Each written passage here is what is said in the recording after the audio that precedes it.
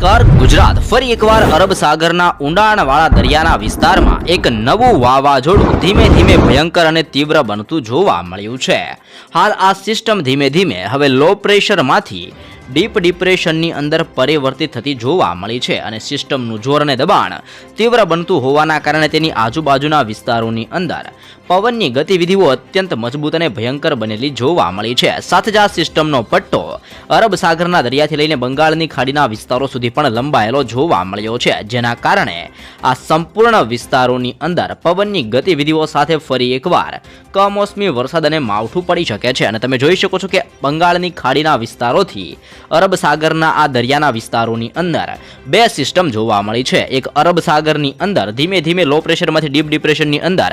વાવાઝોડું પરિવર્તિત થતું જોવા મળ્યું છે, તો બંગાળની ખાડીના ઊંડાણવાળા વિસ્તારોની અંદર હજી એક નવું લો પ્રેશર ભયંકર બનતું જોવા મળ્યું છે। આમ એક બાદ એક બે નવી સિસ્ટમો બનતી જોવા મળી રહી છે અને આ સિસ્ટમોની અસરોના ભાગરૂપે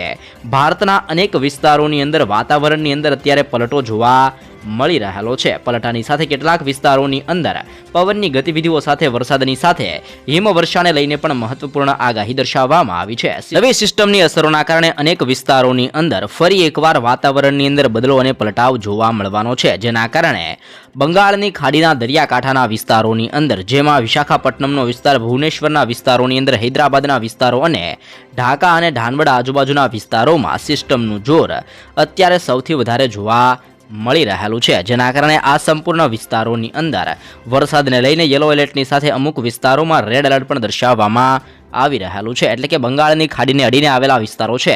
જેમાં પવનની ગતિવિધિઓ હાલ ધીમે ધીમે મજબૂત બનતી જોવા મળી છે। સિસ્ટમનું જોર વધતું હોવાના કારણે બંગાળની ખાડીના વિસ્તારોની અંદર પવનની ઝડપ 70 કિલોમીટર પ્રતિ કલાકની ઝડપથી લઈને 80 કિલોમીટર પ્રતિ કલાકની ઝડપે આ પવનની ગતિવિધિઓ મજબૂત બનતી જોવા મળી છે। તો અરબ સાગરના ઊંડાણવાળા વિસ્તારોમાં જે અત્યંત ભયંકર વેસ્ટર્ન ડિસ્ટર્બન્સ સક્રિય થયેલું જોવા મળ્યું છે, જે વેસ્ટર્ન ડિસ્ટર્બન્સના કારણે તેની આજુબાજુના વિસ્તારોની અંદર પવનની ઝડપ 110 કિલોમીટર પ્રતિ કલાકની ઝડપથી લઈને 120 કિલોમીટર પ્રતિ કલાકની ઝડપે ભારે પવન ફૂંકાતો જોવા મળ્યો છે અને પવન મજબૂત હોવાના કારણે અનેક વિસ્તારોની અંદર હાલ પવનની તીવ્રતા વધતી જોવા મળી છે,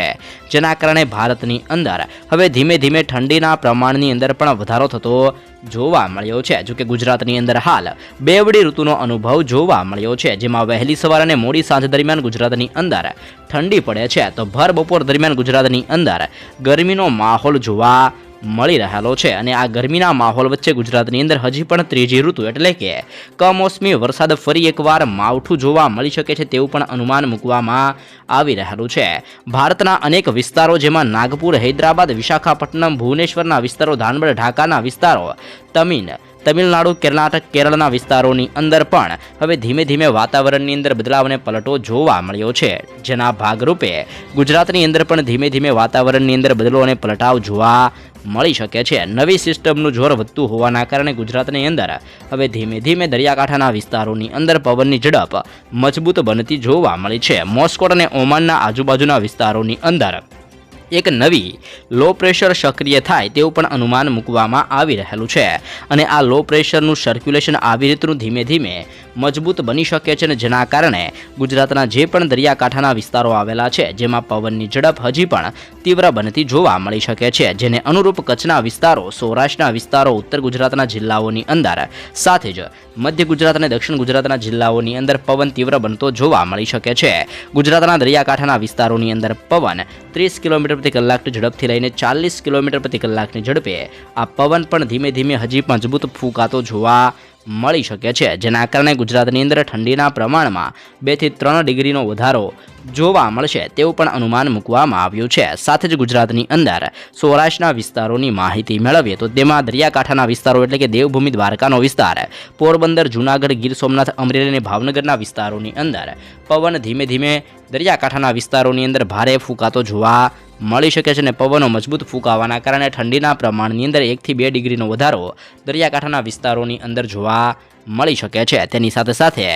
સુરેન્દ્રનગરના વિસ્તારોની અંદર, મોરબી, બોટાદ અને રાજકોટના વિસ્તારોની અંદર પણ પવનની ઝડપની સાથે ગુજરાતની અંદર સૌરાષ્ટ્રના વિસ્તારોની અંદર વાદળછવાયું વાતાવરણ જોવા મળી શકે છે। સાથે જ કચ્છના વિસ્તારોની અંદર, ગાંધીધામ, ખાવડ, નળિયા વિસ્તારોની અંદર ઠંડીની અંદર વધારા સાથે ધીમે ધીમે પવનનો તીવ્ર ફૂંકાતા જોવા મળી શકે છે। તે ઉપરાંત મધ્ય ગુજરાતના જિલ્લાઓની જો માહિતી મેળવે તો મધ્ય ગુજરાતની અંદર અહેમદાબાદ, આણંદ, વડોદરા, દાહોદ, છોટાઉદેપુર, ખેડા, પંચમહાલ અને મહીસાગરના જિલ્લાઓની અંદર આજે અને કાલે વાદળછવાયું વાતાવરણ યથાવત રીતે જોવા મળી શકે છે તેવું પણ અનુમાન મૂકવામાં આવી રહેલું છે। સાથે જ દક્ષિણ ગુજરાતના જિલ્લા જેમાં ભરૂચ, નર્મદા, સુરત, તાપી, નવસારી, ડાંગ અને વલસાડની અંદર પણ ઠંડીનો પારો છમકેલો જોવા મળી શકે છે। તો ઉત્તર ગુજરાતના જિલ્લાઓની અંદર વાદળછવાયા વાતાવરણ સાથે પવનો તીવ્ર ફૂંકાતા જોવા મળશે, જેમાં બનાસકાંઠા, સાબરકાંઠા, અરવલ્લી, પાટણ, મહેસાણા અને ગાંધીનગરના વિસ્તારોની અંદર પવનની ઝડપની અંદર મોટો ફેરફાર અને બદલાવ જોવા મળશે। આમ ગુજરાતના વાતાવરણની અંદર પણ બદલાવ સાથે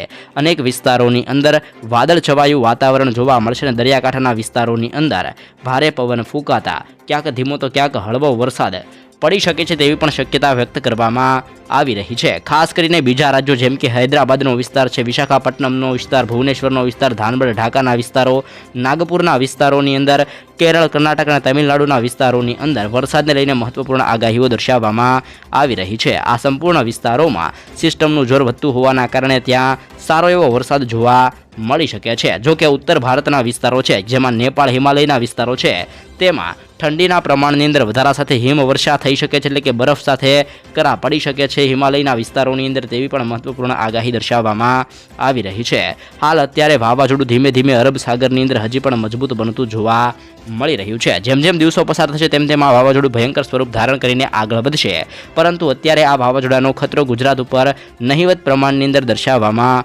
આવી રહેલો છે। જો આગામી દિવસોની અંદર આ વાવાઝોડું ભયંકર બનીને ગુજરાતના વિસ્તારોની અંદર આગળ વધે છે તો કયા જિલ્લાઓની અંદર કેવું નુકસાન પહોંચાડશે અને કયા વિસ્તારોની અંદર કેવો વરસાદ જોવા મળશે જેવી અવનવી તાજી અપડેટ રોજ રોજ મેળવવા મિત્રો ચેનલમાં નવા છો તો ખાસ કરીને અત્યારે જ લાઈવ ગુજરાત સમાચાર યુટ્યુબ ચેનલને મિત્રો જરૂરથી સબસ્ક્રાઇબ કરી લેજો। ફરી એકવાર મળીશું નવા વિડીયો સાથે, નવી માહિતી સાથે। ત્યાં સુધી જય હિન્દ, જય ભારત, વંદે માતરમ।